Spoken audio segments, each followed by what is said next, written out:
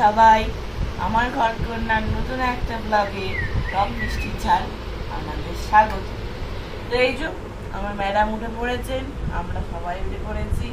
এবার এই সুন্দর ঝলমলে সকালে দেখুন সকালটা সুন্দর লাগছে। এবার আমরা চা খাবো, ব্রাশ করবো, কিছুই করিনি। তো সঙ্গে থাকুন, দেখতে থাকুন।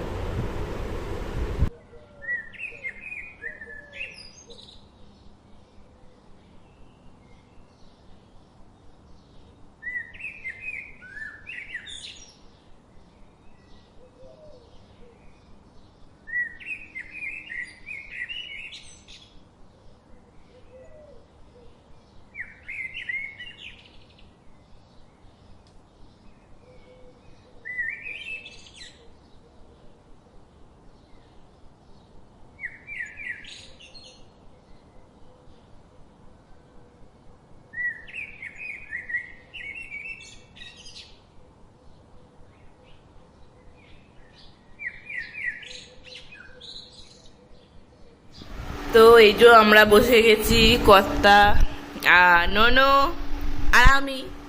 তো এই যে তিনজন মিলে চা খেতে বসে গেছি, যদিও চায়ের কাপ দুটো, শুধু বিস্কুটের ভাগিদার আর একজন।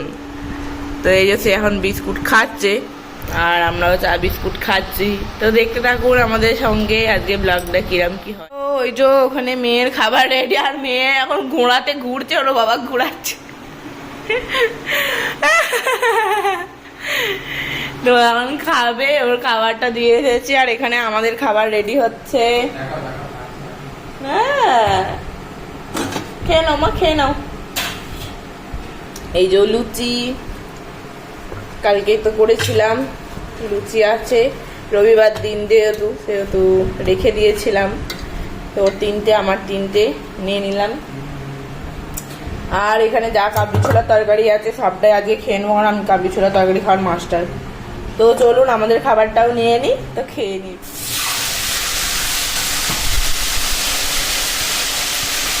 তো জল খাবার খেয়ে এবার লেগে পড়েছি একদম রান্না বান্নায়। তো দেখতেই পাচ্ছেন মাছের মাথাগুলো একটু ভেজে নিচ্ছি, কারণ মাছের মাথা দিয়ে আজকে চচ্চড়ি বানাবো। তো দেখবেন, আপনাদের দেখাবো, শেয়ার করবো আপনাদের যে কিভাবে চচ্চড়িটা বানালাম।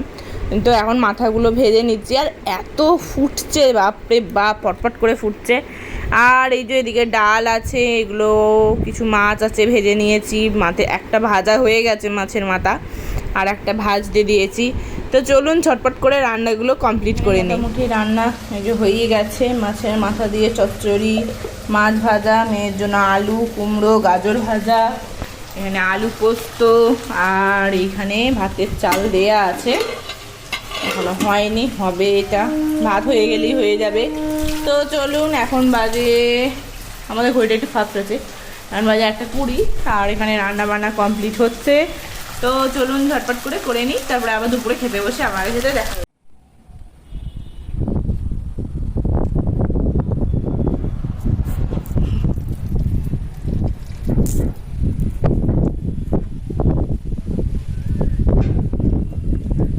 ননো ননো দেখি কি করছিস তুই?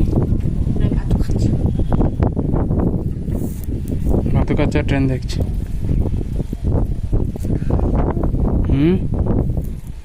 কি করছিস মামা?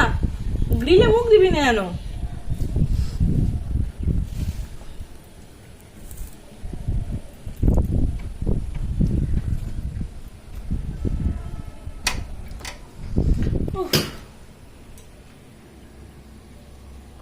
তো বিকালে খাওয়া দাওয়া, মানে দুপুরে খাওয়া দাওয়া করে রেস্ট নিয়ে আমরা চলে এসেছি একটু ছাদে। আজকে ছাদে দেখলাম আকাশটা দারুণ সুন্দর লাগছে, মানে তাই সেটাই আপনাদের সাথে শেয়ার করলাম। এখন মানে দেখছি সারাদিন মেঘের খেলাগুলো সবসময় চলছে, এত সুন্দর দেখতে লাগছে, মানে শরৎ না বর্ষা সেটা ধরাই এখন কঠিন, তবে দারুণ লাগছে। আর শুনতেই পাচ্ছেন আমার সাথে আমার মেয়েও ভয়েস দিচ্ছে, তো ওর ভাষাটাও কিন্তু বুঝে বলবেন ও কি বললো। তো দেখুন কি দারুণ লাগছে মেঘটা।